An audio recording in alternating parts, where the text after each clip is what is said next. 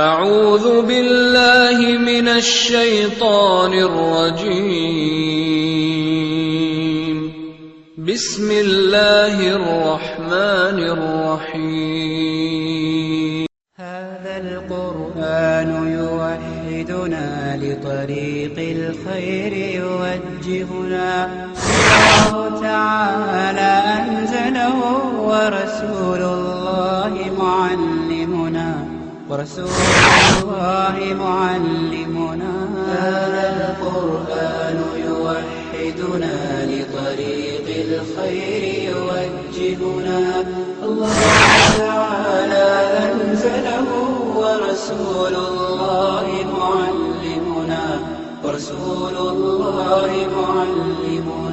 هذا القرآن هو الهادي لأوائلنا وأواخرنا يدعو للعلم وللعمل لا شيء سواه يهذبنا هذا القرآن هو الهادي لأوائلنا.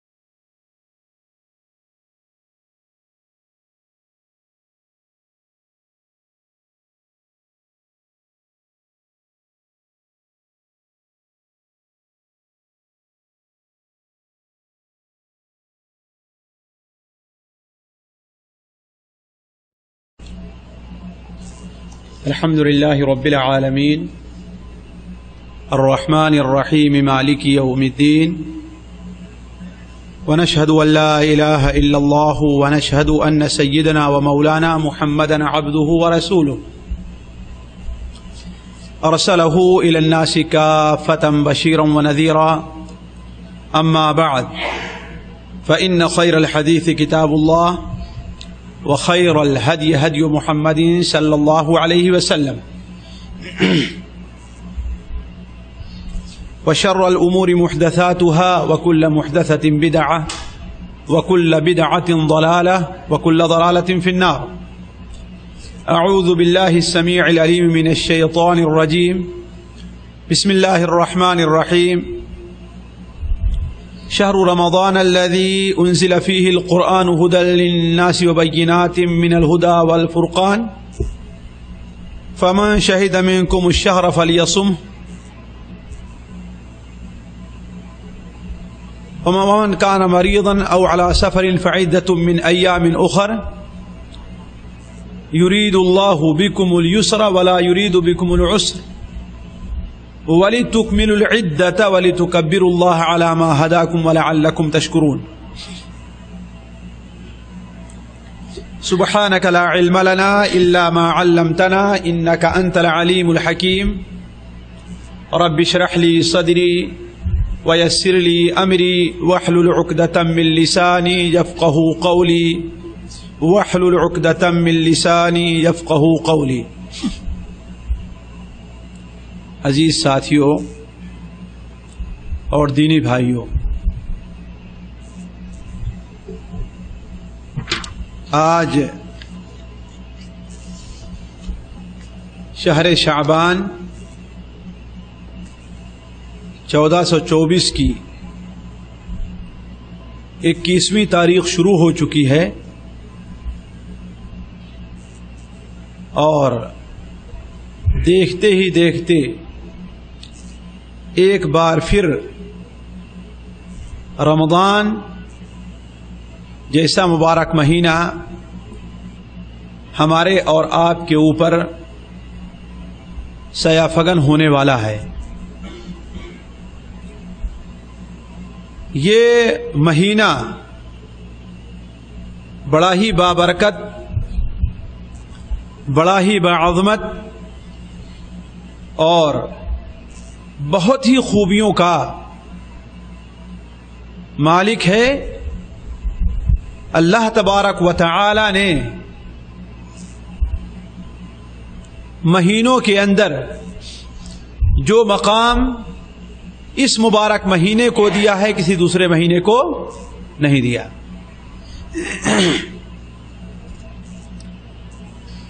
اس کی ایک تو سب سے واضح دلیل یہ ہے کہ اللہ تبارک و تعالی نے اسی مبارک مہینے میں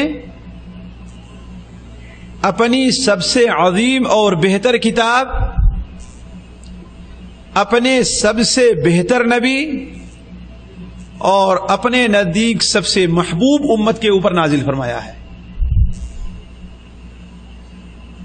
اپنی سب سے بہتر کتاب یعنی قرآن مجید،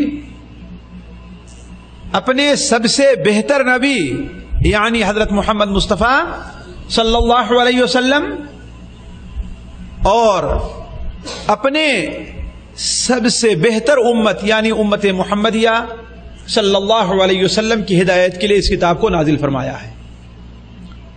جیسا کہ اللہ تبارک و تعالی نے قرآن مجید میں ارشاد فرمایا، وہ آیت جو ہم نے ابھی آپ کے سامنے رکھی کہ شہر رمضان الذی انزل فیہ القرآن ھدی للناس وبینات من الھدی والفرقان.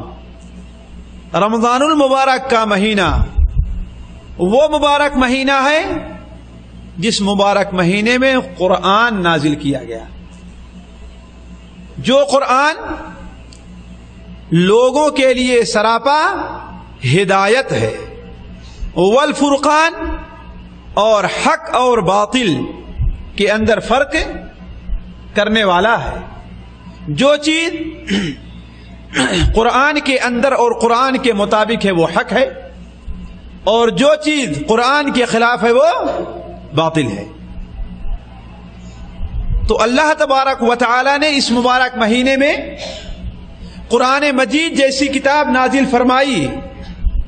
اس کا یہ مطلب ہے کہ اس مہینے کو اللہ تعالی نے جو قرآن کے نزول کے لیے انتخاب فرمایا ہے وہ اس مہینے کے بابرکت ہونے کے لیے کافی ہے. اسی طریقے سے یہ مہینہ اگر کوئی شخص اس کا حق ادا کر دیتا ہے، اور اللہ تبارک و تعالیٰ سے دعا ہے کہ ہر مسلمان کو توفیق بخشے کہ وہ اس کا حق ادا کرے. ہم بھی جو یہاں پر موجود ہیں، ہمارے وہ بھائی بھی جو یہاں پر موجود نہیں ہیں، وہ بھی اللہ ان کو بھی توفیق بخشے کہ اس مہینے کا حق ادا کرے. اب اگر کوئی شخص اس مہینے کا حق ادا کر دیتا ہے تو اللہ تبارک و تعالی اس کے سال بھر کے پچھلے سارے گناہوں کا کفارہ کر دیتا ہے. یہ معمولی چیز نہیں ہے، اس لیے کہ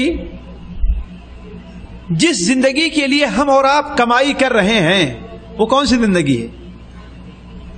آخرت کی زندگی. آخرت کی زندگی ہے.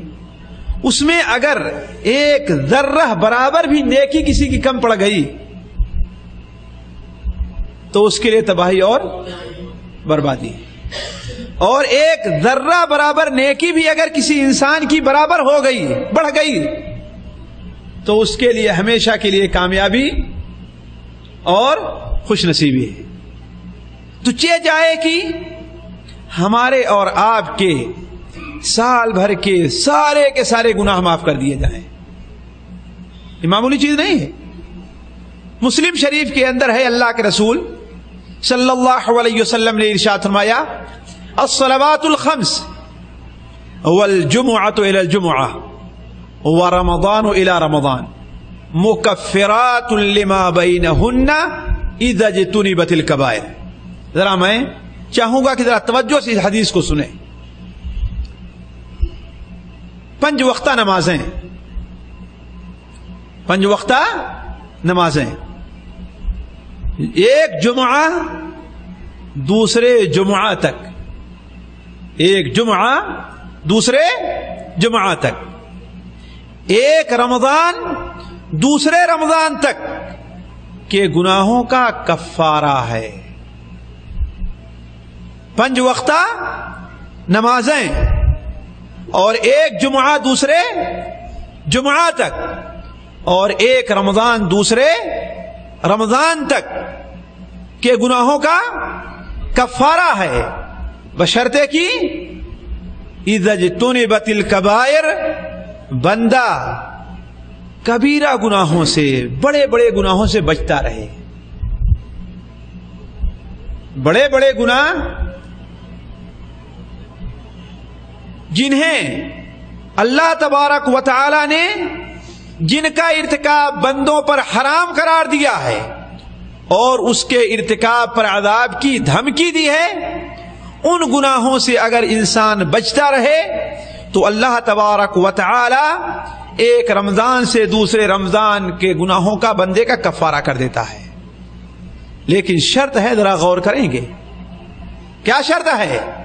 کہ بندہ بڑے بڑے گناہوں سے بچتا رہے، اور یہ بڑا اہم مسئلہ ہے، بڑے بڑے گناہوں سے بچنا. اسی لیے ضروری یہ ہے کہ ہم اور آپ یہ بھی سیکھیں کہ بڑے بڑے گناہ آخر ہیں تو کون. ابھی شاید پوچھنے لگیں تو کتنے بھائی ہیں جو بڑے بڑے گناہ 9 گنا دے گے ہمیں. مسئلہ ہو جائے گا. تو جب تک جانیں گے نہیں، جب تک انسان یہ نہیں جانے گا کہ یہ ٹشو پیپر جو ہے اس کے اندر خوشبو ہے کہ بدبو ہے، اس کا صحیح استعمال کر سکتا ہے. اسے ہم استعمال کریں گے تو ہمارے منہ اور ہمارے ماتھے کے پسینے کو صاف کرے گا یا کہ اسے اور بھی گندا کر دے گا. اس وقت تک استعمال کرے گا؟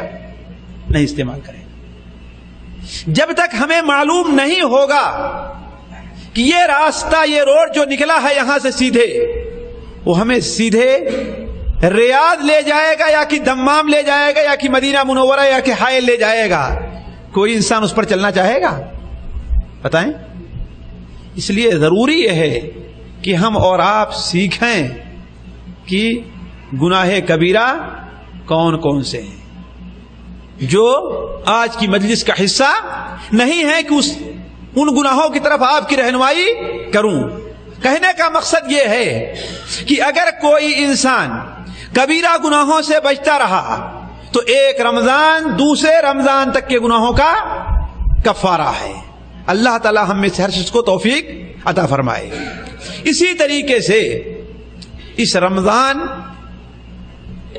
کے مبارک مہینے کی ایک فضیلت یہ بھی اللہ تبارک و تعالی نے رکھی ہے کہ اس مہینے کی آمد پر اللہ تبارک و تعالی جنت کے دروازوں کو بندوں کے لیے کھول دیتا ہے. آپ اچھی طریقے سے جانتے ہوں گے کہ کوئی بڑی دعوت کا انتظام آپ کریں، اپنے بیٹے کی اپنی بیٹی کی شادی کا آپ انتظام کریں، اور آپ کو معلوم ہو کہ بڑے معزز مہمان ہمارے یہاں آ رہے ہیں، تو آپ اپنے دروازہ کو بند رکھیں گے؟ دروازے کو 2 پٹ کھول کر کے اس پر ایک آدمی کو ہی بیٹھا دیں گے کہ دیکھو کہیں ایسا نہ ہو کہ ہمارا معزز مہمان آئے اور واپس چلا جائے، ہے نا؟ اور اگر جو ہے کسی ایرے گیروں کو دعوت دینی ہے، چلو آئے گا تو گھنٹی بجائے گا، جا کر کھول دیں گے. ہوتا ہے کہ نہیں ہوتا ہے؟ فرق رکھتے ہیں کہ نہیں رکھتے ہم آپ اس کو؟ اسی طریقے سے اللہ تبارک و تعالی نے دوسرے تمام مہینوں کے مقابلے میں اس مہینے کو یہ فضیلت دی ہے کہ اس مہینے کی جب پہلی تاریخ ہوتی ہے تو اللہ تبارک و تعالی جنت کے سارے دروازوں کو کھول دیتا ہے، اور جنت کے دروازے ہیں کتنے کل؟ جی کتنے دروازے ہیں؟ ہاں زور سے بولیے. 8 دروازے ہیں. جنت کے 8 دروازے ہیں اور جہنم کے 7 ہیں. ایک ہے 7 ہیں. ہاں جہنم کے دروازے 7 ہیں اور جنت کے 8 ہیں. اس کی دلیل کیا ہے کہ جنت کے 8 دروازے ہیں؟ جنت کے 8 دروازے ہیں, اس کی دلیل کیا ہے؟ قرآن مجید میں کہیں ہے کہ جنت کے 8 دروازے ہیں؟ ہاں نہیں ہے. لیکن ایک حدیث سناؤں اور امید کروں گا کہ آپ لوگ اس کے اوپر عمل کریں گے. بڑا آسان کام, بہت آسان کام ہے, صرف توجہ دینے کی ضرورت ہے بس. بہت ہی آسان کام ہے اور بڑی آسانی سے ہر انسان, جاہل ہے تو, عالم ہے تو, چھوٹا ہے تو, بڑا ہے تو, پڑھا لکھا ہے تو, ان پڑھا ہے تو, کوئی بھی ہے, بڑی آسانی سے اس کے اوپر عمل کر لیتا ہے. لیکن توجہ دینے کی ضرورت ہے.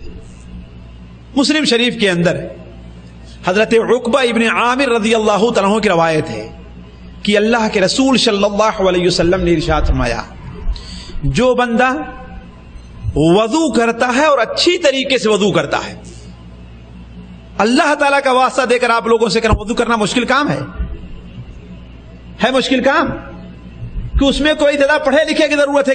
جالیات میں آ کر کے مولوی صاحب سے پوچھنا پڑے گا کہ ہاں وضو ہم کیسے کریں. عام طور پر انسان جانتا ہے نا, اور نہیں جانتا ہے تو یہ بہت بڑی اس کی بدبختی ہے کہ ایک مسلمان ہو کر کے وضو کرنے کا طریقہ نہیں جانتا. اور کتنی دیر لگتی وضو کرنے میں؟ 2 منٹ. زیادہ کتنے لگے؟ 2 منٹ لگے.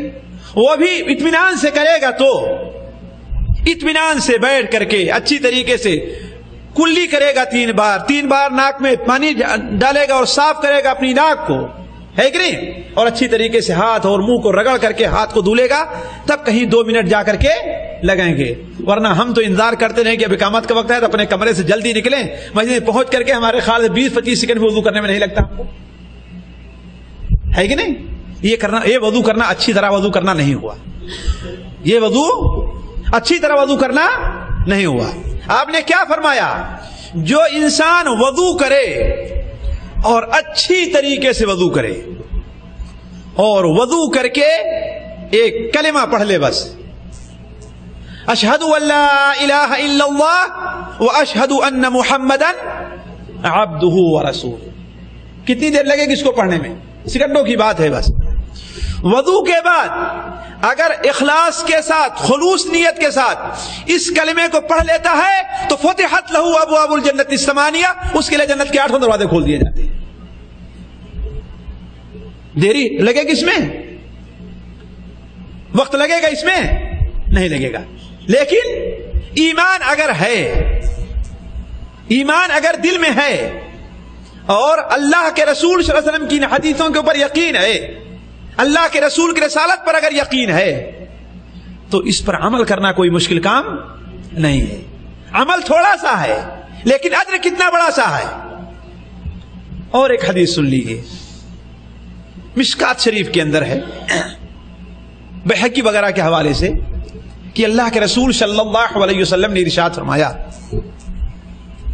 اور میں چاہوں گا کہ اپنی بہنوں کو, اپنی بیٹیوں کو, اپنی بیویوں کو ہدیے کے طور پر کوئی یہ حدیث لکھ کر کے بھیج دے اور تحفے کے طور پر لکھ کر کے بھیج دے. آپ نے کیا فرمایا؟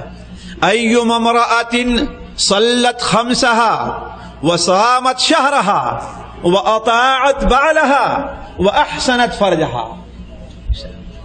جو عورت بھی 5 وقت کی نماز پڑھ لے, کیا؟ جو عورت بھی 5 وقت کی نماز پڑھ لے اور مہینے کا روزہ رکھ لے.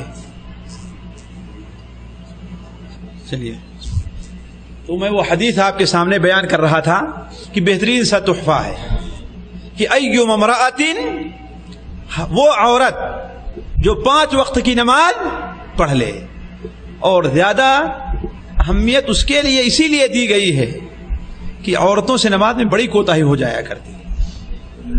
وجہ اس کی کیا ہے؟ کچھ اللہ تعالیٰ کی آزمائش ہے, اللہ کی آزمائش ہے. کیوں؟ عمومی طور پر عورت اگر صحت اور عافیت سے ہے تو مہینے میں مستقل نماز نہیں پڑھ سکتی ہے کہ نہیں؟ یہ اللہ تعالیٰ کی آزمائش ہے. اب سستی ہو گئی, ایک ہفتے مثال تو اس نے نماز پڑھنا چھوڑ دیا, تو اس کے ایک ہفتے کے بعد کی نماز بھی کوتاہی ہونا شروع ہو جایا کرتی ہے. کوئی عورت مستقل ایک مہینے کا روزہ نہیں رکھ سکتی, اور جب سب لوگوں کے ساتھ روزہ رکھنا چھوٹ جاتا ہے تو سال گزر جاتا ہے اور روزہ نہیں رکھ پاتی. اسی لیے اللہ کے رسول صلی اللہ علیہ وسلم نے بڑی اہمیت کے ساتھ بیان فرمایا آپ نے, کیا ہر عورت جو 5 وقت کی نماز کا اہتمام کر لے اور سال میں مہینے کا روزہ رکھ لے, وَأَطَاعَتْ بَعْلَهَا, اپنے شوہر کی باتوں کو مانے, لیکن جائز کاموں میں, ناجائز کاموں میں نہیں. اگر شوہر کہتا ہے کہ کوئی ناجائز کام کرنے کے لیے, تب وہ بات ماننا جائز نہیں ہے. شوہر کی بات جائز کاموں میں مان لے. وَأَحْسَنَتْ فَرْجَهَا, اور اپنے شرمگاہ کی حفاظت کر لے, تو جنت کے جس دروازے سے چاہے داخل ہونا چاہے داخل ہو جائے. وہ کام بڑا آسان ہے لیکن نفس کے اوپر بڑا بھاری ہے, نفس کے اوپر بڑا شاق پڑتا ہے. اس لیے عرض میں کر رہا تھا کہ جنت کے کتنے دروازے ہیں؟ 8 دروازے ہیں. جب رمضان کی پہلی رات ہوتی ہے تو اللہ تعالیٰ جنت کے 8 دروازے کو کھول دیتا ہے, مہینے بھر اس کا کوئی دروازہ بند نہیں کیا جاتا, اور جہنم کے 7 دروازوں کو بند کر دیتا ہے. اس لیے کہ جب کوئی بڑا مہمان آتا ہے تو آپ تجربہ کر لیں, جدھر کوڑا کرکٹ رہا کرتا ہے اس کے لیے اوپر پردہ لگا دیتے ہیں تاکہ دکھائی نہ دے اس کو. کیوں؟ معزز مہمان کو یہ چیز پسند نہیں آئے گی, ہے کہ نہیں؟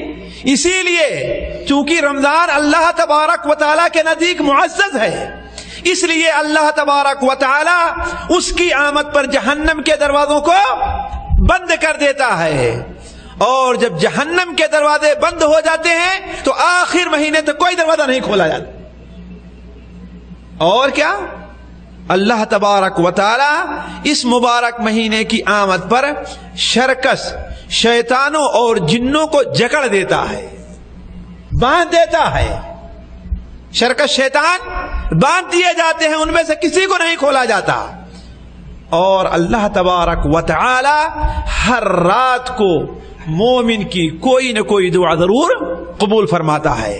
تو یہ مہینہ ذرا دیکھیں اتنا مبارک ہے کہ اس کی آمد پر اللہ تعالیٰ جنت کے دروازے کھول دیے, جہنم کے دروازے بند کر دیے, اور شرکس شیطانوں کو جکڑ دیا. اسی طریقے سے اس مبارک مہینے کی ایک فضیلت یہ بھی ہے کہ اگر کوئی انسان اس مبارک مہینے کی فضیلت سے محروم رہ گیا تو وہ انسان بڑا ہی محروم ہے. اس سے بڑا محروم انسان کوئی نہیں مانا جاتا, بڑا محروم انسان ہے وہ. جیسا کہ اللہ کے رسول صلی اللہ علیہ وسلم نے ارشاد فرمایا کہ ایک بار آپ منبر پر چڑھے تو آپ نے کیا فرمایا؟ آمین. دوسری سیڑھی پر چڑھے تو آمین, تیسری پر چڑھے تو آمین. صحابہ اکرام نے عرض کیا, اے اللہ کے رسول صلی اللہ علیہ وسلم, آج آپ نے ایسا کام کیا ہے کہ آج سے پہلے کبھی نہیں کرتے دیکھا گیا آپ کو. تو آپ نے کیا فرمایا تھا, کیا جواب دیا تھا؟ میرے پاس حضرت جبرائیل علیہ السلام تشریف لے آئے اور کہا, اے محمد, جس کے سامنے تمہارا نام لیا جائے اللہم صلی علی محمد, بخالت نہیں کرنی چاہیے. آپ نے فرمایا سب سے بڑا بخیل انسان وہ ہے جس کے سامنے میرا نام لیا جائے اور اپنی زبان سے صلی اللہ علیہ وسلم نہ کہہ لے. بڑا مبارک کلمہ ہے لیکن لوگ غفلت میں ہیں. کچھ لوگوں کی ایک عادت بن گئی ہے صلی اللہ علیہ وسلم. نہیں, ذرا یہ سوچ کر کے کہ اس معنی کی اہمیت کیا, اس کلمے کی اہمیت کیا ہے, اس کلمے پر اللہ تعالیٰ ہمیں ثواب کیا دیتا ہے. ایک بار ہم درود پڑھیں گے تو اللہ تعالیٰ ہمارے اوپر 10 بار درود بھیجے گا, اور صرف یہی نہیں 10 نیکیاں لکھے گا, ہمارے 10 گناہ مٹائے گا, اور ہمارے 10 درجات کو بلند کرے گا اللہ تعالیٰ. اس لیے میں کہتا ہوں آج یہاں سے جانے کے بعد ایک عمل کا التزام کر لیں بس, صبح کو روزانہ کم سے کم 10 بار اللہ کے رسول صلی اللہ علیہ وسلم درود ضرور بھیج دیا کریں. اللهم صل على محمد وعلى آل محمد كما صليت على إبراهيم وعلى آل إبراهيم إنك حميد مجيد. اللهم بارك على محمد وعلى آل محمد كما باركت على إبراهيم وعلى آل إبراهيم إنك حميد مجيد. آخر تک. اور اس طریقے سے شام کو بھی 10 بار. آپ صلی اللہ علیہ وسلم نے ارشاد فرمایا کہ جو انسان 10 بار صبح کو اور 10 بار شام کو ہمارے اوپر درود بھیج دیتا ہے تو اللہ تبارک و تعالی اس کے لیے ہماری شفاعت کو واجب کر دیتا ہے. ہماری شفاعت کو واجب کر دیتا ہے. تو آپ نے کیا فرمایا کہ حضرت جبریل علیہ السلام نے کیا فرمایا کہ جس کے سامنے آپ کا نام لیا جائے اور آپ پر وہ درود نہ بھیجے وہ اللہ تعالی کی رحمت سے دور ہو. تو ہم نے کہا آمین. آپ نے فرمایا, حضرت جبریل علیہ السلام نے فرمایا دوبارہ کہ جو اپنے والدین کو زندگی میں پا جائے اور ان کی خدمت کر کے جنت حاصل نہ کر لے, اپنے گناہوں کو مغفرت نہ کرا لے, وہ اللہ تعالیٰ کی رحمت سے دور ہو. ہم نے کہا آمین. اور جو رمضان المبارک کا مہینہ پائے اور رمضان المبارک کا مہینہ پا کر کے اپنی مغفرت نہ کرا لے وہ بھی اللہ تعالیٰ کی رحمت سے دور ہو. ہم نے کہا آمین. ذرا غور کریں, سب سے افضل فرشتہ بد دعائیں دے رہا ہے اور سب سے افضل نبی اس کے اوپر آمین کہہ رہا ہے. ایسی دعا اور بد دعا کی قبولیت میں کوئی شک ہو سکتا ہے؟ نہیں ہو سکتا ہے.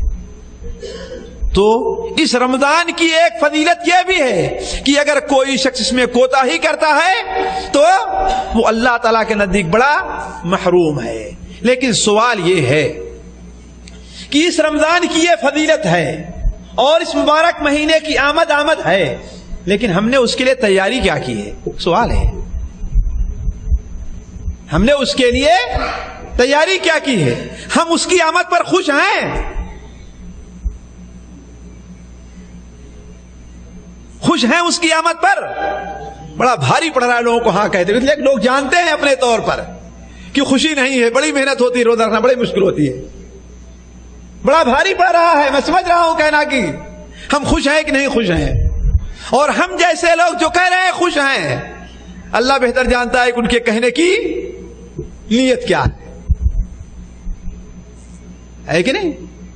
لیکن اگر یقیناً کوئی خوش ہے تو یقین مان لے کہ وہ بڑا ہی خوش نصیب انسان ہے. اس مبارک مہینے کی آمد پر اگر خوش ہے تو بڑا ہی خوش نصیب انسان ہے. کیوں؟ اس لیے کہ اللہ تبارک و تعالی پر ایمان لانے کی ایک شرط یہ بھی ہے کہ جو چیز اللہ کو محبوب ہو اس سے محبت کرے اور جس چیز سے اللہ کو نفرت اس سے نفرت کرے. اور اگر یہ شرط ہمارے اندر نہیں پائی جا رہی ہے تو اس کا مطلب ہے کہ ایمان ہمارا خطرے میں ہے. گانا سننا اللہ تعالیٰ کو ناپسند ہے اور ہمیں پسند ہے. بھلا بتائیں ہمارا ایمان صحیح ہے کہ خطرے میں ہے؟ جھوٹ بولنا اللہ تعالیٰ کو ناپسند ہے اور ہم بڑے شوق سے جھوٹ بولتے ہیں دھوکہ دینے کے لیے. تو ہمارا ایمان صحیح ہے کہ خطرے میں ہے؟ ایمان کا آپ اچھی طریقے سے اندازہ لگا لیجئے کہ آپ کا جو دوست ہے, دوست کا دوست بھی آپ کا دوست بنتا ہے, حتیٰ کہ اگر دوست کے گاؤں سے بھی آپ گزرتے ہیں پھر بھی وہ گاؤں بھی آپ کو اچھا لگتا ہے. کیوں؟ اس لیے کہ آپ کے دوست کا گاؤں ہے. اس لیے عمومی طور پر بیوی کے خاندان والے اور اس کے گاؤں کو لوگ زیادہ پسند کرتے ہیں, ہے کہ نہیں؟ یہ فطری بات ہے انسان کی کہ اس کے خاندان کو اور اس کے گاؤں کو اور گاؤں والوں کو لوگ زیادہ پسند کرتے ہیں. کیوں؟ اس لیے کہ بیوی سے محبت ہوتی ہے اور انسان کی فطرت میں. اب اگر اللہ تبارک و تعالی سے محبت ہے تو ہر وہ کام جو اللہ تعالیٰ کو پسند ہے ہمیں پسند ہے, اور ہر وہ کام جو اللہ تعالیٰ کو ناپسند ہے وہ ہمیں بھی ناپسند ہے. اگر ہم اس مرحلے پر نہ پہنچے تو یقین مان لیں کہ ہمارا ایمان ابھی خطرے میں ہے, صحیح نہیں ہے, مکمل نہیں ہے.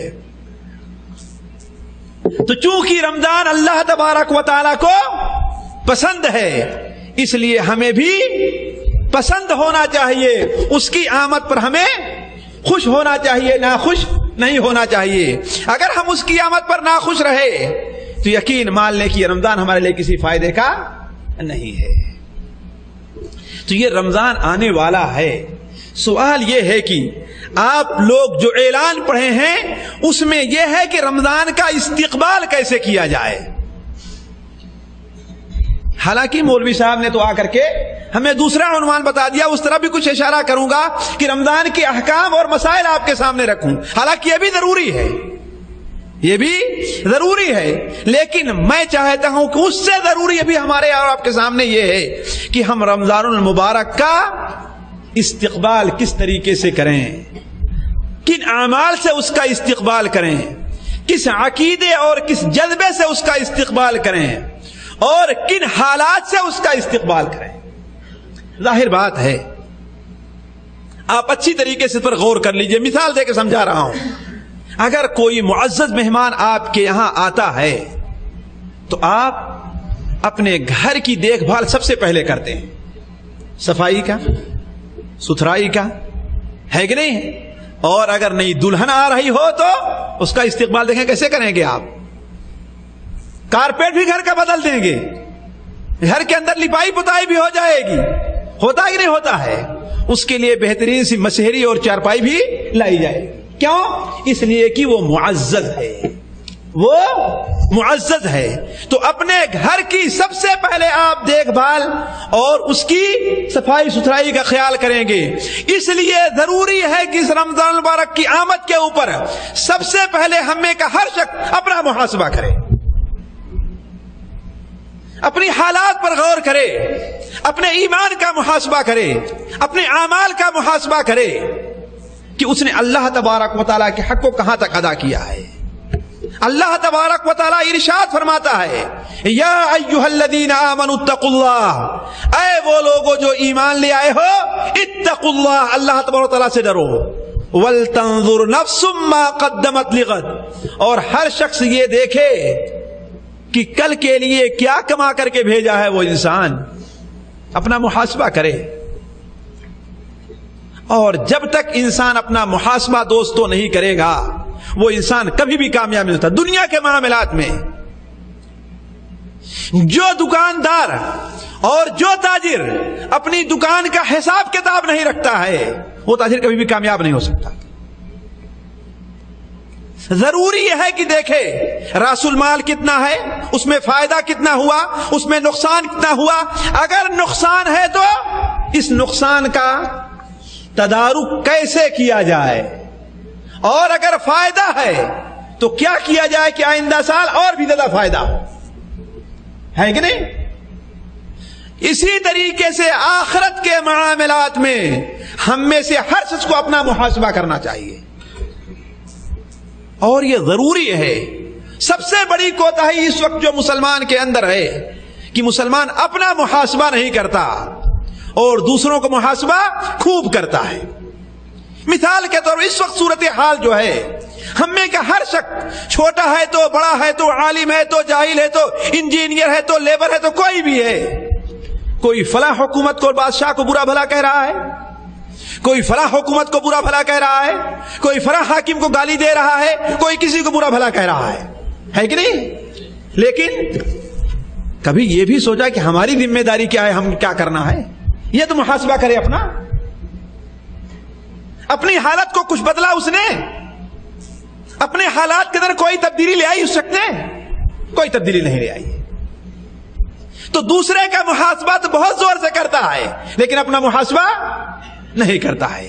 سوچے رمضان المبارک کا اتنا مبارک مہینہ آ رہا ہے، اپنا حساب لگائے کہ ہمارا ایمان کہیں خطرے میں تو نہیں ہے. وہی جو ابھی ہم نے مثال دی، کہیں اس رمضان المبارک کے مہینے کی آمد پر ناراض تو نہیں ہو رہا ہے، اور اگر خوش ہو رہا ہے تو کس لیے خوش ہو رہا ہے؟ کہیں اس لیے تو نہیں خوش ہو رہا ہے کہ 8 گھنٹے کے بجائے 6 ہی گھنٹے ڈیوٹی دینی پڑے گی. کہیں تاجر اس لیے تو نہیں خوش ہو رہا ہے کہ ہماری تجارت اچھی چلے گی، بقالہ والا اچھے اچھے سامان لا کر کے لگا رہا ہے رمضان کی آمد پر، کپڑے والا اچھے اچھے کپڑے چن رہا ہے، بلکہ رمضان کی آمد سے پہلے چلو تخفیضات بھی لگا دیا ہے تاکہ پرانا مال جلدی ختم ہو، نیا مال لے کر کے آئے ہم. تو اگر خوش ہو رہا ہے تو اس کے خوش ہونے کی وجہ کیا ہے، اور اگر ناراض ہو رہا ہے تو اس کے ناراض ہونے کی وجہ کیا ہے، یہ محاسبہ ضروری ہے۔ دوستو، آپ میں سے جو لوگ بھی یہاں موجود ہیں اور جو بھی یہاں موجود نہیں ہیں، ان کے لیے یہ دعوت ہے، یہ پیغام ہے کہ ہم میں کا ہر شخص اپنا محاسبہ کرے، اپنے ایمان کا محاسبہ کرے کہ آیا اس مبارک مہینے کی آمد کے اوپر ہم خوش ہو رہے ہیں یا کہ ناراض ہو رہے ہیں، اور اگر خوش ہو رہے ہیں تو ہمارے خوش ہونے کی وجہ کیا ہے، آیا اللہ کے لیے ہماری یہ خوشی ہے یا کہ دنیا کے لیے ہماری یہ خوشی ہے؟ اگر دنیا کے لیے ہماری یہ خوشی ہے تو یہ مبارک مہینہ ہمارے کسی کام نہیں بلکہ وبال ہمارے اوپر بن کر کے آ رہا ہے۔ تو ضروری ہے کہ ہر شخص اپنا محاسبہ کرے۔ حضرت عمر فاروق رضی اللہ عنہ بیان فرمایا، حاسبوا انفسکم قبل ان تحاسبوا، اے لوگو اپنا حساب پہلے کر لو قبل اس کے کہ اللہ تمہارا حساب لے، اور ظاہر بات جب اللہ میاں حساب لے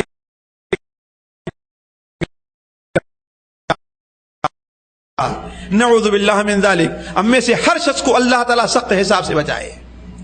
اللہ کا حساب بہت سخت ہے، اللہ کے حساب کتاب کوئی انسان نہیں لا سکتا، نہ تو کوئی نبی لا سکتا ہے، نہ کوئی ولی لے سکتا ہے۔ اسی وجہ سے آپ لوگوں نے بار بار پڑھا ہوگا اور بار بار سنا ہوگا، جب قیامت کے دن ساری کی ساری امت، مومن ہے تو کافر ہے تو انسان ہے تو جنات ہے تو حیوان ہے تو سارے کے سارے ایک میدان میں اکٹھا ہوں گے، اور باری طرح لوگوں کو فیصلہ کرنے کے لیے نہیں حاضر ہوگا۔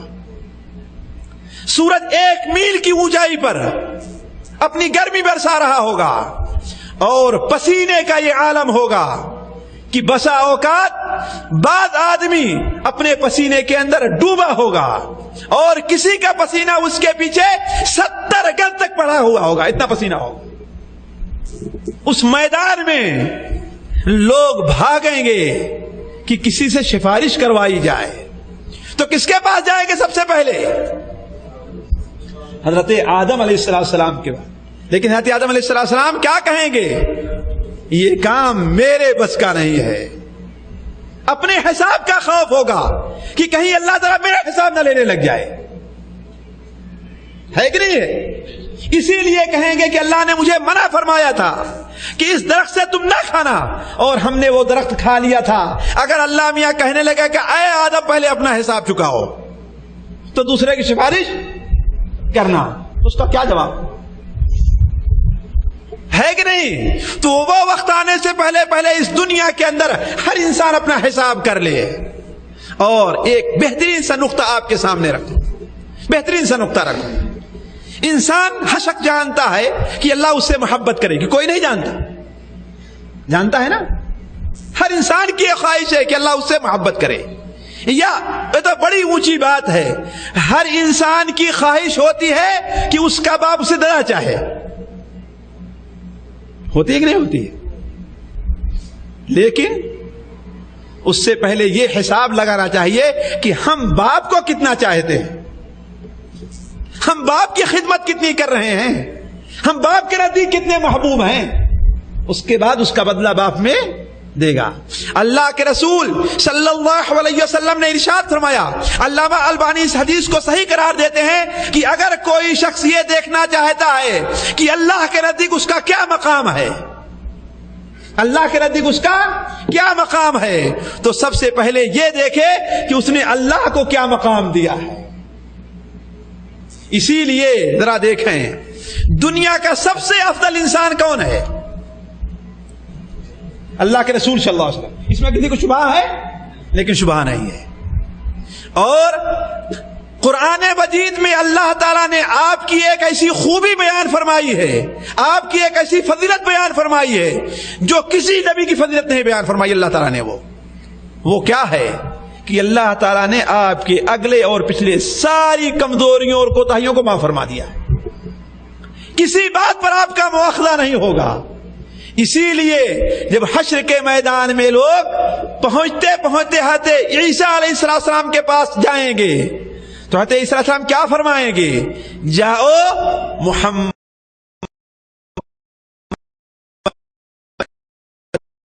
کے پاس، اللہم صلی علی محمد، کیوں؟ اس لیے کہ ان کی وہ ذات ہے جن کے اگلے پچھلے سارے گناہوں کو اللہ تعالیٰ نے معاف فرما دیا ہے نا. لیکن آپ صلی اللہ علیہ وسلم نے اللہ کو کیا مقام دیا تھا یہ بھی تو دیکھیں نا. آپ کو جو یہ مقام حاصل ہوا ہے صرف اس لیے نہیں کہ آپ عبداللہ کے بیٹے اور ہاشم کے پوتے تھے, عبد المطلب پوتے, یہ نہیں ہے. وجہ اس کی یہ ہے کہ اللہ کے رسول صلی اللہ علیہ وسلم نے اللہ تعالیٰ کی ذمہ داری کا حق بھی ادا فرمایا ہے, اور حق ادا فرمانے کے باوجود آپ کی زندگی کا آخری لمحہ تھا تو آپ کیا فرما رہے تھے؟ اللہم اغفر لی والحقنی بالرفیق الاعلی, اے اللہ تعالیٰ مجھے معاف فرما دے اور مجھے رفیق اعلیٰ سے جا کر کے ملا دے. حضرت عائشہ رضی اللہ عنہ نے ایک بار سوال کیا, مسلم شریف کے اندر روایت ہے, اے اللہ کے رسول صلی اللہ علیہ وسلم آپ اتنی دیر تک نماز میں کھڑے رہتے ہیں تہجد کے لیے کہ آپ کے پاؤں میں سوجن آ جایا کرتی ہے. آج تو ہم سے فرض بھی نہیں پڑھی جاتی, 5 وقت کی نماز ہے بس. دوستو ذرا سوچیں کتنی وقت کی نماز فرض ہے؟ 5 وقت کی. اور کتنی رکعت فرض ہے؟ گننا پڑے گا. 17 رکعت. بول فرض کتنی رکعت ہے؟ 17 رکعت ہے. 17 رکعت پڑھنے میں کتنی دیر لگے گی؟ ایک رکعت کو 1 منٹ لے لیجیے, آپ 1.5 منٹ لے لیجیے, 2 منٹ لے لیجیے, کتنی دیر لگے گی؟ چلیے 30 منٹ, آدھا گھنٹہ لگے, اور 24 گھنٹے میں آپ آدھا گھنٹے کا وقت اللہ کے نہیں نکال سکتے. اس سے بڑی بدبختی اور کون ہوگی؟ لیکن آپ لوگوں سے سوال ہے کہ بتائیے کتنے فیصد لوگ ہیں جو نماز پڑھتے ہیں؟ کتنے فیصد لوگ ہیں 5 وقت کی نماز بڑے اہتمام سے پڑھ لیا کرتے ہیں؟ یہاں ہمارا حال تو یہ ہے, سوچنے کا مقام, اللہ غور کرنے کا مقام, اپنا محاسبہ کریں ہم قبل اس کے کہ ہمارا حساب اللہ تعالیٰ لینا شروع کرے. فرشتے ہمارا حساب لیں, ہم خود اپنا حساب کرنے پہلے. کسی نے 1 وقت کی پڑھ لی تو کسی نے 2 وقت کی پڑھ لی, وہ بھی کب؟ چونکہ دکان کے وقت میں نماز کا وقت آتا ہے اس لیے آسانی سے پڑھ لیا کرتے ہیں. اس میں بھی کتنے ایسے بدبخت ہیں کہ دکان بند ہوتی ہے, اذان ہوتی ہے, دکان بند کر کے اپنے کمرے میں چلے جایا کرتے, خاص کر کے عشاء کے وقت. ہوتا ہی نہیں ہوتا ہے. یہ کتنی بڑی بدبختی ہے. جبکہ اللہ کے رسول صلی اللہ علیہ وسلم رات کے اندر وقت, رات میں تہجد کے لیے جب کھڑے ہوتے تھے تو اتنا لمبا قیام فرماتے تھے کہ آپ کے پار کے اندر سوجن آ جایا کرتے تھے. حضرت عائشہ نے کیا فرمایا؟ اے اللہ کے رسول صلی اللہ علیہ وسلم, اللہ تعالیٰ نے آپ کے اگلے پچھلے سارے گناہوں کو معاف فرما دیا ہے, آپ اتنی تکلیف کیوں اٹھاتے ہیں؟ تو آپ نے کیا جواب دیا تھا؟ اے عائشہ, کیا میں اللہ تعالیٰ کا شکر گزار بندہ نہ بنوں؟ اللہ کا شکر گزار بندہ نہ بنوں؟ ذرا آپ غور کریں, ایک بڑا مالدار شخص ہو, بڑا ہی مالدار شخص ہو, وہ آپ کے کوئی بہت بڑے کام آ جائے, آپ کے پاس گھر نے, اس نے گھر بنوا کے دے دیا آپ کو, تو آپ کا کیا حق بنتا ہے کہ اس کا کم سے کم شکریہ تو ادا کریں. بلکہ واللہ اگر آپ عقل مند ہیں, اگر شیطان کا تسلط آپ کے اوپر نہیں ہے, تو آپ کے دل میں یہ خواہش اور جذبہ رہے گا کہ وہ کون سا وقت آئے کہ میں اس کے بھی کسی کام آ جاؤں, اور آپ کو خوشی ہوگی, ہے کہ نہیں ہے؟ چاہے آپ کو مہینہ 2 مہینہ 3 مہینے ساری تنخواہ اس کے لیے قربان کر دینی پڑے. کیوں؟ اس لیے کہ اس نے دنیا میں صرف ایک گھر بنا کر کے آپ کو دے دیا, جو دنیا کا ہر انسان بنا سکتا ہے. لیکن اللہ نے آپ کو کتنی چیزیں عطا فرمائی ہیں کہ اگر ایک آنکھ آپ کی خراب ہو جائے, دنیا کی کوئی طاقت آپ کی آنکھ بنا کے نہیں دے سکتی. اس کا شکریہ ادا کیا ہم نے. تو جو انسان یہ دیکھنا چاہتا ہے کہ اللہ کا مقام اس کے اللہ کے نزدیک اس کا کیا مقام ہے, تو سب سے پہلے یہ دیکھے کہ اس نے اللہ تعالیٰ کو کیا مقام دیا ہے, اللہ کے احکام کی کیسی پابندی کی ہے. تو عرض کرنے کا مقصد کہ سب سے پہلے حساب لیا جائے, اپنے ایمان کا محاسبہ کیا جائے, اپنی نماز کا محاسبہ کیا جائے, اپنی زکوٰۃ کا محاسبہ کیا جائے. اور عمومی طور پر زکوٰۃ کے بارے میں, بلکہ میں شیخ سے کہوں گا کہ تفصیل سے یہ چیز آپ لوگوں کے سامنے رکھیں. زکوٰۃ کے معاملے عمومی طور پر لوگ کوتاہ ہیں, حتیٰ کہ یہاں تک احساس نہیں ہوتا کہ زکوٰۃ ہمارے اوپر واجب ہے کہ نہیں واجب ہے. میں جانتا ہوں کہ عمومی طور پر لوگوں کے گھروں کے اندر اتنا زیور رہا کرتا ہے کہ اس کے اوپر زکوٰۃ واجب ہے. عمومی طور پر یہ رہا کرتا ہے. 7.5 تولہ سونا اور 52.5 تولہ چاندی. 7.5 تولہ سونا کیا ہے؟ صرف 80-85 گرام ہے بس، یہ اور زیادہ ہے. کم سے کم سعودیہ میں رہنے والے اپنی بیوی کو اتنا سونا بنوا ہی دیتے ہیں. یہ الگ معاملہ ہے جو اپنا بینک بیلنس کیے ہوئے ہیں. کتنے لوگ ہیں جو سوچتے ہیں کہ ہاں اس کی ہم زکوٰۃ ادا کریں گے؟ کتنے لوگ ہیں؟ جبکہ زکوٰۃ اسلام کے رکن میں سے ایک رکن ہے. اگر وہ نہ ادا کی گئی تو اس کا مطلب ہے کہ اسلام کے ایک رکن کو اس نے چھوڑ دیا ہے. تو میں عرض کر رہا تھا کہ سب سے پہلی چیز یہ ہے کہ انسان اپنا محاسبہ کرے، اپنے ایمان کا محاسبہ کرے، اپنی نماز کا محاسبہ کرے، اپنی زکوٰۃ کا محاسبہ کرے. اگر اس میں کوتاہی ہو رہی ہے تو اس رمضان المبارک کے مہینے کی آمد پر ان تمام کوتاہیوں کو دور کرے. اور اسی کے ساتھ ساتھ وہ کرتا کیا ہے اپنا اس کا بھی محاسبہ کرے. کہیں فلمیں تو نہیں دیکھتا، کہیں جھوٹ تو نہیں بولتا، کہیں کفیل کی چوری تو نہیں کرتا، کہیں غیبت اور چگلی تو نہیں کرتا. بہت سے گناہ ہیں کبائر جس کے اندر انسان پڑا ہوا. محاسبہ کرے کہ اتنا مبارک مہینہ آ رہا ہے، کہیں ہم ان لوگوں میں نہ ہو جائیں جو کبائر کا ارتکاب کرتے ہیں اور اس کا نتیجہ کیا نکلے گا؟ اللہ تعالی ہماری مغفرت نہیں فرمائے گا. تو اپنا محاسبہ کر کے کبائر سے توبہ کرے. تو پہلی یہ چیز ہے جس کا استقبال رمضان سے پہلے کرنا چاہیے. وہ کیا چیز ہے؟ کہ ہر انسان اپنا محاسبہ کرے. اور یہاں سے جا کر کے ایک میری بات سن لے کہ ہر انسان جب یہاں سے جائے تو سونے سے پہلے سوچے کہ کیا ہم نے اپنا محاسبہ کیا؟ کیا ہم اس لائق ہیں کہ ہمارا انتقال ہو جائے تو ہم اس حالت میں اللہ تعالیٰ کے نزدیک حاضر ہو سکتے ہیں؟ یہ کیا ہے؟ محاسبہ کرے اور سوچے ہمارے ایمان کے اندر کیا کوتاہی ہے، ہماری نماز میں کیا کمیاں رہ گئی ہیں، ہمارے روزے میں، ہمارے حج میں، ہماری زکوٰۃ میں کیا کمیاں رہ گئی ہیں، ہم نے اسے پورا کیا؟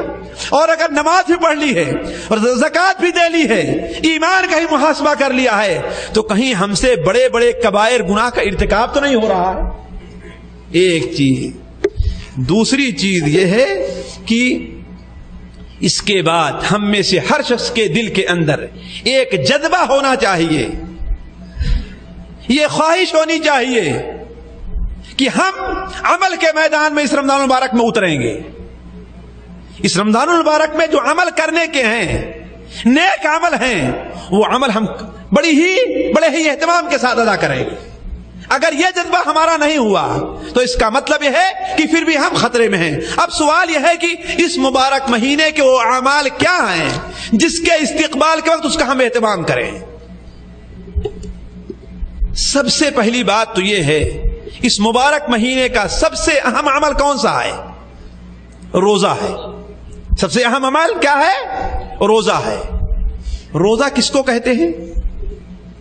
روزہ عربی لفظ کا ترجمہ صوم سے لیا گیا ہے. اور صوم کے معنی کیا ہوتا ہے؟ صوم کے معنی ہے رک جانا، خاموش رہنا. کسی بھی کام سے رک جانے کو صوم کہا جاتا ہے. تو روزہ کس کو کہتے ہیں؟ کہ صبح سے شام تک انسان کھانے پینے اور شہوت سے رک جائے، یہی روزہ ہے. یا یہ کہیے کہ ہر وہ چیز جو روزے کی حالت میں ممنوع ہے اس سے صبح سے شام تک رکے رہنے کا نام کیا ہے؟ روزہ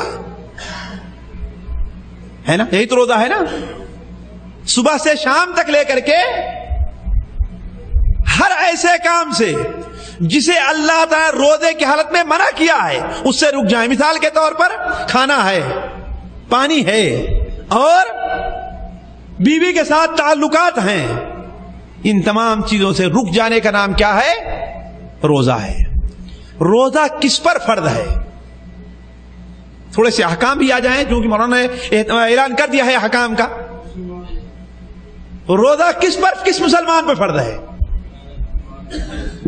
جی ہر مسلمان عاقل بالغ مقیم کے اوپر روزہ فرض ہے، بشرطے کہ روزہ سے روکنے والی کوئی چیز اس کے اندر نہ پائی جاتی ہو۔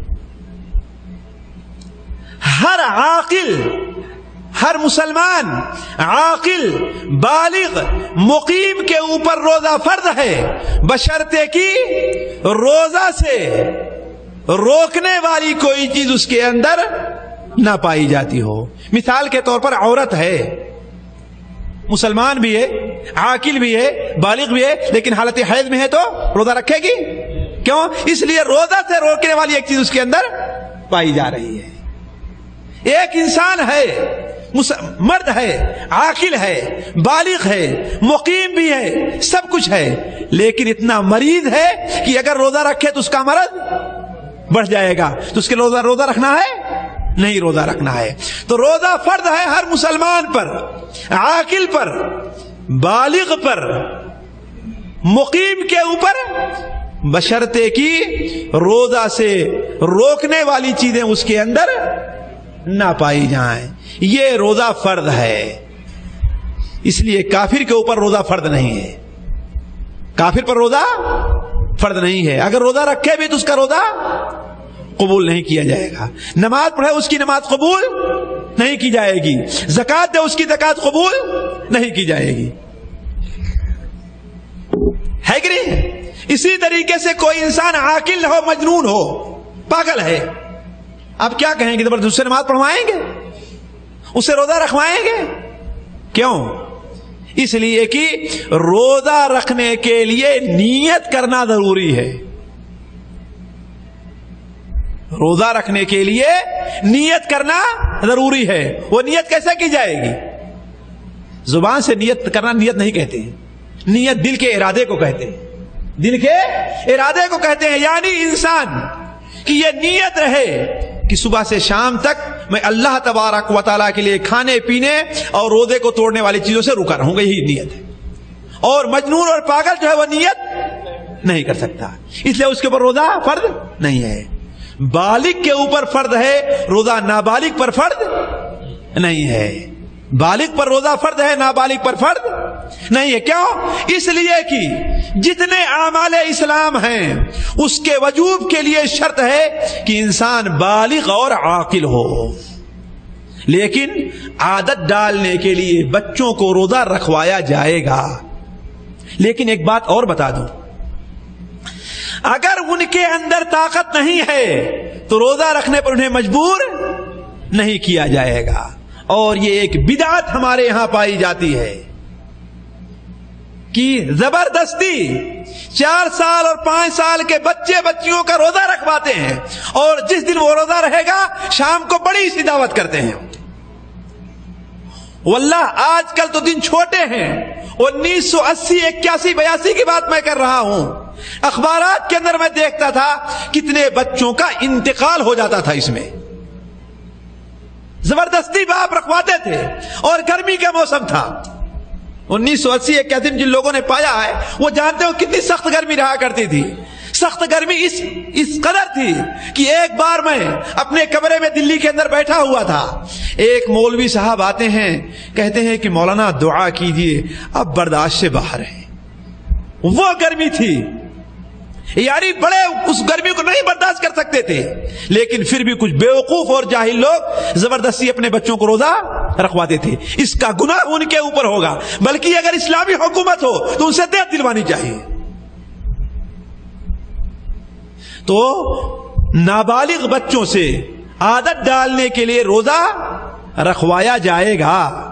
10 سال کے ہیں، 9 سال کے ہیں، 8 کے ہیں، 11 کے ہیں، 12 کے ہیں، 13 کے ہیں، 14 کے ہیں، یعنی بلوغت سے پہلے کے ہیں، لیکن انہیں اگر طاقت نہیں ہے تو مجبور نہیں کیا جائے گا۔ جہاں مجبور کیا وہاں پر ناجائز کام کا ارتکاب ہوگا، خصوصاً ایسے وقت میں جس سے وہ سخت تکلیف محسوس کریں یا ان کا انتقال ہو جائے، ایسی حالت میں کبھی بھی جائز نہیں ہوگا۔ تو روزہ مسلمان پر، عاقل پر، بالغ پر، مقیم پر روزہ فرض ہے، مسافر پر روزہ فرض نہیں ہے۔ لیکن اگر سفر میں روزہ رکھنے کی طاقت رکھتا ہے، روزہ رکھنے کی طاقت رکھتا ہے، تو آج کل میں کہوں گا روزہ رکھ لینا بہتر ہے۔ اب آپ کہیں گے کیوں؟ آپ اپنی طرف فتویٰ دے رہے ہیں، کیوں؟ اس لیے کہ عمومی طور پر لوگوں کو دیکھا گیا ہے کہ ایک وقت دن کا روزہ چھوٹ جاتا ہے تو سال بھر روزہ قضا کرنے کی توفیق نہیں ملتی ہے کہ نہیں؟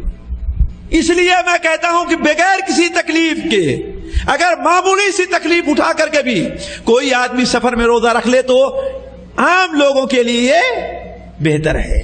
اور یہ بات جائز ہے کہ سفر کے اندر تکلیف ہے یا نہ ہے، اگر کوئی انسان سفر میں ہے تو وہ روزہ افطار کر سکتا ہے، لیکن بعد میں جب اس کا سفر ختم ہو جائے گا تو وہ اپنا روزہ رکھے گا، پورا کرے گا، ہے کہ نہیں؟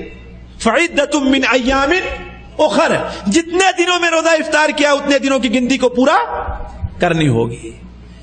تو مقیم پر، مسافر کے اوپر روزہ فرض نہیں ہے۔ البتہ ایک بات اور یہاں پر بیان کرتا چلوں، عمومی طور پر لوگوں کو سوال رہتا ہے کہ مثال کے طور پر ہم سعودیہ میں روزہ رکھنا شروع کیے، ہمیں پاکستان یا انڈیا یا بنگلہ دیش جانا ہے کہ نہیں؟ یہاں پر کتنا روزہ ہے ہمارا؟ علی سبیل مثال 22 روزہ ہے، وہاں پر کتنا ہوگا؟ 19 یا 20 ہوگا، ایک دن یا 2 دن کا عمومی فرق رہتا ہے۔ تو کہتے اب اگر ہم انڈیا یا پاکستان جا رہے ہیں تو کیا کریں؟ 30 پورا کر کے 29 پورا کر کے روزہ افطار کر دیں یا ان لوگوں کے ساتھ بھی روزہ رکھیں؟ یا انڈیا اور پاکستان میں ہیں، یہاں پر آ گئے، وہاں ان کا 18 روزہ ہے اور یہاں لوگوں کا 20 یا 19 چل رہا ہے، تو اب کیا کریں گے؟ اپنا روزہ پورا کریں کہ لوگوں کے ساتھ افطار کریں گے؟ یہ بات آپ ایک نقطہ نوٹ کر لیجئے، افطاری کا دن وہ ہے جس دن سارے لوگ افطاری کریں۔ اس لیے جس جگہ پر آپ موجود ہیں وہاں کے لوگوں کے ساتھ آپ کو افطار کرنا ہوگا، چاہے آپ کا روزہ 30 سے زائد ہو رہا ہے یا کم ہو رہا ہے۔ البتہ اگر زیادہ ہو گیا ہے تو نور نور اللہ تعالیٰ دینے والا، اس کے اندر کوئی کمی نہیں ہے، اور اگر کم ہو گیا ہے تو ایک آپ پورا کرنا ہوگا آپ کو۔ سمجھ رہے نا مسئلے کو؟ اگر کم ہو گیا ہے تو پورا کریں گے، اور اگر زیادہ ہو گیا ہے تو اللہ تعالیٰ کے نزدیک کسی کی نیکی ضائع اور برباد نہیں ہوگی۔ اس کی مثال یہ ہے کہ آپ مسجد میں آئے اور دیکھے کہ امام پہلی رکعت یا دوسری رکعت کا رکوع کر چکا ہے، اب کیا کریں گے؟ آپ انتظار کریں جب تیسری رکعت کے لیے دوسری لیے کھڑا ہوگا تب اس میں شامل ہوں گے؟ نہیں، جس حال میں امام کو پائیں اس میں شریک ہو جائیے، اگرچہ آپ کو 2-3 سجدے زیادہ کیوں نہ کرنے پڑ جائیں، ایک سجدہ زیادہ ہی کیوں نہ کرنا پڑ جائے، لیکن آپ کے اوپر واجب ہے، ضروری ہے کہ آپ امام کے ساتھ اسی حالت میں شامل ہو جائیں، لیکن اس رکعت کو شمار نہیں کریں گے۔ آ رہی بات سمجھے نا؟ اسی طریقے سے اگرچہ ہمارا روزہ زیادہ ہو جا رہا ہے، اللہ کے نزدیک نیکی کوئی ضائع ہونے والی نہیں ہے، تو اگر زیادہ ہو جائے تو اللہ کے نزدیک نیکی ضائع نہیں ہوگی، اور اگر کم ہو جائے تو اسے ہم پورا کریں گے، ہے کہ نہیں؟ تو ہر مسلمان عاقل بالغ مقیم کے اوپر روزہ فرض ہے، اگر روزے کے معنی کوئی چیزیں نہ ہو تو، اور اگر بیمار ہے، کچھ لوگ، ایک بات بتا دوں، کچھ لوگوں کو تکلیف بھی ہوتی ہے بیماری کی حالت میں لیکن پھر بھی وہ زبردستی روزہ رکھتے ہیں، تو ایسے لوگوں سے میرا ایک سوال ہے، اگر ان کو یہ خطرہ ہے کہ اگر ابھی ہم نے روزہ نہیں رکھا تو سال گزر جائے گا، میں بعد میں روزہ نہیں رکھ پاؤں گا، تو ایسے لوگ اپنا روزہ رکھ لیں لیکن اپنے ایمان کی اصلاح کر لیں، اپنے ایمان کی اصلاح کر لیں۔ مثال میں آپ کو دیتا ہوں، دیکھیے آپ کام کر رہے ہیں، کام کر رہے ہیں، کام کا وقت ابھی آپ کا باقی ہے، لیکن آپ کا سیٹ، آپ کا کفیل، آپ کا باپ، آپ کا بڑا بھائی آتا ہے، کہتا ہے ایسا کرو، چلو چھوڑ دو اس کو، بعد میں آ کر کے پورا کر لینا، بعد میں آ کر کے پورا کر لینا۔ تو اگر آپ اس کی بات مان لیں اور کام چھوڑ دیں اور بعد میں آ کر کے پورا کر لیں تو اس پر وہ خوش ہوگا کہ نہیں خوش ہوگا؟ خوش ہوگا نا؟ حالانکہ ایک کام ہے جو آپ کرنا، آپ اسے چھوڑ دے رہے ہیں۔ اسی طریقے سے اللہ تعالیٰ کو یہ پسند ہے کہ اگر کسی بندے کو چھوٹ دے رہا ہے تو اس کی چھوٹ سے فائدہ انسان اٹھائے اور بعد میں اسے پورا کر لے۔ اللہ کے رسول صلی اللہ علیہ وسلم کی حدیث ہے کہ جس طریقے سے اللہ تعالیٰ کو یہ پسند ہے کہ اس کے فرائض پر عمل کیا جائے، اسی طریقے سے اللہ تعالیٰ کو یہ بھی پسند ہے کہ اگر کوئی چھوٹ دیتا ہے تو اس سے فائدہ حاصل کر لیا جائے۔ یہ نہیں ارے بھائی ہم تو روزہ رکھ سکتے ہیں، ہمیں کوئی تکلیف نہیں ہے، نہیں، اللہ نے چھوٹ دی، اس سے فائدہ اٹھاؤ، اس سے فائدہ اٹھاؤ، اور یہ چیز اللہ تعالیٰ کو پسند ہے۔ البتہ ہاں اگر یہ خطرہ ہو کہ اگر آج چھوٹ گیا تو ہمارا کام ایسا ہے، ہمارا ماحول ایسا ہے، ہمارا ایمان ایسا ہے کہ ہم اس کو پورا نہیں کر سکیں گے تو اسے پورا کر لینا چاہیے، اسے پورا کر لینا چاہیے۔ اسی طریقے سے اگر کوئی ایسا مریض ہے، یہ بھی سنتے چلیں، آپ لوگوں کو ضرورت پیش آئے گی، اگر ایسا مریض ہے کہ اس بیماری سے شفایاب ہونے کی امید نہیں ہے، مثال کے طور پر ہمارے کوئی بھائی ہوں، عمومی طور پر ہوتا ہے ماشاءاللہ، جسم بھی بڑا موٹا ہو جائے، سعودی عرب میں آ کر کے لوگ موٹے ہی ہو جایا کرتے ہیں، میرے علاوہ سارے لوگ موٹے ہو جایا کرتے ہیں، ہے کہ نہیں؟ عام طور پر اللہ نہ کرے انہیں شوگر کی بیماری ہو جائے، شوگر کی عام طور پر ہو جایا کرتی لوگ، اور اگر اسی کے ساتھ ساتھ بلڈ پریشر کے ہائی ہونے کی بیماری ہو جائے تو اور بڑی مصیبت ہو جایا کرتی ہے نا؟ اللہ ہر مسلمان کو محفوظ رکھے اور شفا عطا فرمائے۔ اور جانتے ہیں کہ یہ دونوں بیماریاں ایسی ہیں کہ موجودہ جو طب ہے ان کے یہاں ان کا کوئی علاج نہیں ہے صرف پرہیز کے علاوہ، ہے کہ نہیں؟ اسی لیے بسا اوقات دیکھیں گے کہ آدمی لاکھوں اور کروڑوں کا مالک ہوتا ہے لیکن کھاتا ہے گھاس اور پات۔ صحت بھی اللہ تعالیٰ کی دی ہوئی نعمت ہے، صحت بھی اللہ کی دی ہوئی نعمت ہے۔ اگر کسی کو اللہ نے ایسی صحت دی ہے کہ جو چیز سامنے جائز آتی ساری وہ کھا لیتا ہے، کوئی چیز سے نقصان نہیں کرتی، تو اس پر اللہ تعالیٰ کا شکریہ ادا کرنا چاہیے، اپنی بہادری نہیں بیان کرنی چاہیے کہ ہم تو ایسا کر لیتے ہیں، اس لیے کہ جس اللہ نے تمہارے بھائی کو بیماری دی ہے وہ تمہیں بھی بیماری دے سکتا ہے، تو اس پر اللہ تعالیٰ کا شکریہ ادا کرنا چاہیے۔ بخاری شریف کے اندر ہے ایک حدیث سن لیتے عبداللہ ابن عباس رضی اللہ تعالیٰ عنہما بیان فرماتے ہیں کہ نعمتان مغبون فیہما کثیر من الناس، اللہ تعالیٰ کی دو نعمتیں ایسی ہیں جس کے بارے میں لوگ بڑی غفلت کے اندر ہیں۔ دو نعمتیں اللہ نے لوگوں کو ایسی دی ہیں جس سے لوگ بڑی غفلت میں ہیں۔ وہ دو نعمتیں کون کون سی ہیں؟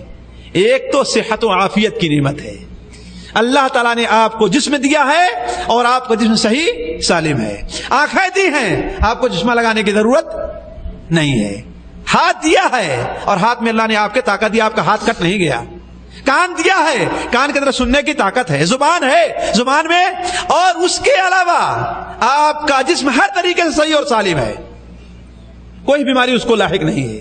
یہ اللہ کی بہت بڑی نعمت ہے، لیکن شکریہ ادا کرتا ہے کوئی؟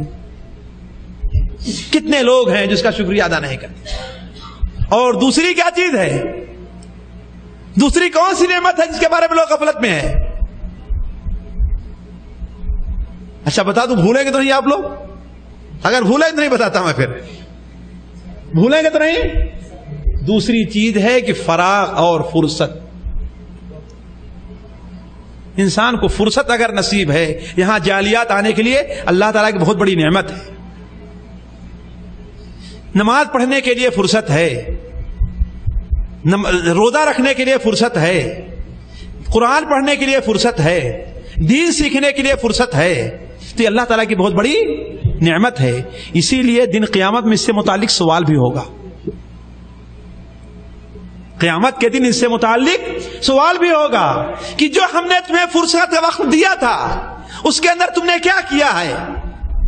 کہیں فلم دیکھنے میں تو نہیں گوائے، کہیں غیبت اور چغلی کرنے میں تو نہیں گوائے، کہیں کرکٹ کھیلنے میں تو نہیں گوائے، کہیں فٹ بال دیکھنے میں تو نہیں گوایا، کیا اس کا استعمال کیا تم نے؟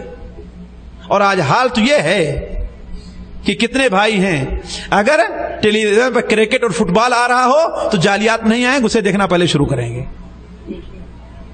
اس وقت کا سب سے بڑا بت جو ہے یہ کھیل ہمارے اور آپ کے ہاں کرکٹ ہے اور یہاں کا فٹ بال ہے۔ لوگ بے جان معبود ہے، ہوا بھری ہوئی اس کے اندر، اس کے پیچھے دوڑ رہے۔ سوچیں آخر واجبات کو چھوڑتے ہی نہیں چھوڑتے ہیں؟ کتنے لوگ ہیں جماعت کو چھوڑ دیں گے اسی کی وجہ سے؟ کیا اس کا احساس نہیں ہے کہ اللہ تعالیٰ اس سے متعلق سوال کرے گا؟ تو نعمتان مغبون فیہما کثیر من الناس، دو نعمتیں ایسی ہیں جس کے بارے میں لوگ بڑی غفلت کے اندر ہے، اس کا حق نہیں ادا کرتے۔ پہلی نعمت کون ہے؟ صحت و عافیت کی نعمت ہے، اور دوسری نعمت فرصت کی نعمت ہے۔ تو اس کی قدر کرنی چاہیے، اس کی قدر کرنی چاہیے۔ تو میں عرض کر رہا تھا، بات کہاں سے نکلی تھی، وہ ذہن سے بات نکل گئی، روزے سے متعلق چل رہی تھی۔ ہاں مقیم ہے نہیں، بیمار آدمی مریض، تو ہم نے کہا جس کو اللہ صحت دیتا ہے یہ اس کی بہت بڑی نعمت ہے۔ ہاں اگر کوئی ایسا مریض ہے، ایسا مرض اسے لاحق ہو گیا کہ اب اس سے شفا یاب ہونے کی امید نہیں ہے، مثال کے طور پر اللہ تعالی ہم میں سے ہر کو طاقت عطا فرمائے، یہ سخت گرمی کا جو روزہ ہوتا ہے بڑا مشکل پڑتا ہے انسان کے اوپر، خاص طور پر اگر وہ انسان شوگر وغیرہ کا مریض ہے تو اس کے لیے بڑا، اور ظاہر بات ہے لگاتار روزے آتے جاتے رہے۔ اب اگر وہ ایسا مریض ہے کہ ان دنوں میں افطار کر دے اور بعد میں ایک ایک کر کے دو کر کے سال میں پورا کر لے گا تو اسے روزہ افطار کر کے اس کی قضا کر لینی چاہیے، اور اگر بعد میں پورا نہیں کر سکتا، ایسا بیمار ہو گیا ہے، تو وہ کیا کرے گا؟ روزہ کو افطار کرے گا اور ہر روز کے بدلے ایک مسکین کو کھانا کھلائے گا۔ آ رہی بات سمجھے نا؟ ہر روز کے بدلے ایک مسکین کو کھانا کھلائے گا۔ اسی طریقے سے ایسا بوڑھا کوئی ہے، اس کے ہوش اور حواس باقی ہیں لیکن اتنا بوڑھا اور کمزور ہو گیا ہے کہ وہ روزہ نہیں رکھ سکتا، وہ روزہ، لیکن اب امید بھی نہیں کہ وہ اچھا بھی ہوگا، کہ ہے امید کسی بوڑھے کے اچھے ہونے کی، ہے کہ نہیں ہے؟ ظاہر بات ہے وہ امید نہیں رہتی ہے، تو وہ کیا کرے گا؟ وہ روزہ تو نہیں رکھے گا، البتہ اپنے بدلے ہر روز ایک مسکین کا کھانا کھلائے گا۔ ایک وقت کھلا دینا کافی ہے، اصل میں دیکھیے آدھا سا دینا ہے، کتنا؟ آدھا سا۔ آدھا سا کتنے کا ہوگا؟ 1.25 کلو کے برابر چاول ہوگا، تو ایک دن کے لحاظ سے 1.25 کلو چاول یا 1 کلو چاول، 1.25 کلو چاول، اور اس کے بعد اس کے ساتھ مرغی وغیرہ کوئی بھی چیز اس کو دے دی۔ آ رہی بات سمجھ نا؟ لیکن اگر بوڑھا ایسا ہے کہ اس کے ہوش نہیں ہے، اب ہوتے ہیں نا کچھ بوڑھے ایسے ہو جاتے ہیں کہ اس کا ہوش باقی نہیں رہتا، تو اسے کھانا نہیں کھلانا ہے، روزہ اسی بوڑھے ایک طرف سے کھلانا ہے جس بوڑھا کو ہوش حواس باقی ہیں لیکن روزہ نہیں رکھ سکتا۔ تو ایسا مریض جس کے شفا یاب ہونے کی امید نہیں ہے، اور ایسا بوڑھا جس کے اب طاقت میں آنے کی امید نہیں ہے، تو اس کی طرف سے وہ تو روزہ افطار کرے گا اور روزے کے بدلے کیا کرے گا؟ وہ کھانا کھلایا جائے گا۔ اسی طریقے سے دودھ پلانے والی عورت، دودھ پلانے والی عورت وہ کیا کرے گی؟ اپنے بچے کو دودھ پلائے گی، اس لیے کہ ہر جگہ پر یہ ڈبے والا دودھ لوگوں کو میسر نہیں ہے کہ نہیں؟ اللہ کی بڑی نعمت ہے کہ آپ کے ہاں ہے، ورنہ اسی وقت دنیا میں کتنے مسلمان ہیں جنہیں خود اپنے کھانے کو نہیں ملتا ہے، تو بچے کو ڈبا خریدنے کے لیے کہاں سے ملے گا؟ ہے کہ نہیں ہے؟ تو عورت کیا کرے گی؟ افطار کرے گی ان دنوں میں، اس کے بعد روزہ رکھے گی، ہے کہ نہیں؟ اس کے بعد روزہ رکھے. اس طریقے سے حاملہ عورت بھی اگر حمل سے ہے اور روزہ نہیں رکھ سکتی تو وہ ان دنوں میں افطار کر کے بعد میں روزہ رکھے گی. کہنے کا مطلب یہ ہے کہ کوئی بھی ایسا عذر انسان کو لاحق ہو جائے کہ وقتی طور پر روزہ نہیں رکھ سک رہا ہے کہ نہیں. مثال میں اس کی ایک اور دوں. ایک آدمی بیکری میں کام کرتا ہے اور گرمی کا روزہ ہے. ظاہر بات بیکری کے سامنے کھڑے ہو کر کے گرمی میں روزہ رکھنا اس کے لیے مشکل ہے. سردی میں تو کام چل جائے گا, بلکہ وہ تو چاہے گا کہ اچھا ہے سردی کے آگ کے سامنے رہے, ہے کہ نہیں. لیکن گرمی میں تو وہ کیا کرے گا؟ ان دنوں میں روزہ افطار کر دے گا. اللہ نے چھوٹ دی ہے. اگر یہ اس سے ہو سکتا ہے کہ بیکری بند کر دے اور اس کا کام چلے گا تب تو روزہ رکھنا اس کے اوپر ضروری ہوگا. لیکن نوکر ہے یا بیکری ہی سے اس کے بچوں کا خرچہ کھانا چل رہا ہے, ایک دن دو دن کے لیے بیکری بند کر دیا تو بچوں کو کھانا نہیں ہوگا.